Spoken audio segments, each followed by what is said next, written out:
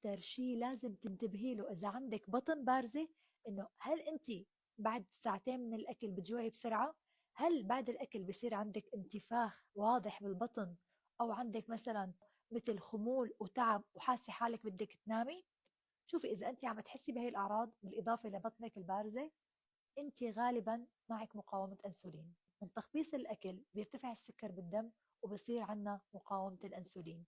لذلك قد ما حاولتي وقد ما حرمتي حالك الأكل، لو حرمتي حالك الأكل يومين ثلاثة، أنت ما رح تنزلي بالوزن، لأنه أنت لازم تاخدي شيء يساعدك لحتى يخلصك من السبب اللي ادى انه انت معك مقاومه انسولين.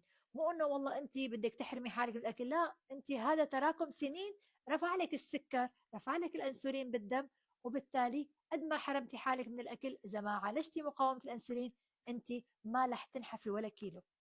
وشو الحل؟ انه مقاومه الانسولين تختفي اعراضها تدريجيا. انت لازم تاخدي شيء يعكس مقاومه الانسولين ويخلي اعراضها تختفي، وبنفس الوقت يزيد الحرق عندك، حرق الدهون، وبنفس الوقت طاقتك بتصير أعلى ومزاجك بيصير أعلى. حتى الفيتامينات اللي ناقصتك رح تاخديها إذا أنت عملتي اللي حقلك عليه.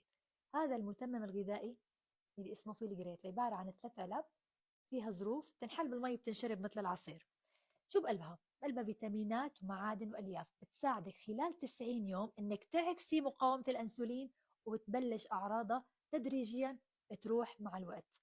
وزنك رح يصير اخف، خصرك حيصير انحف، وبنفس الوقت انت رح تاخذي الفيتامينات والمعادن والالياف اللازمه لجسمك اللي انت ممكن تنسي تاخذيها بشكل يومي.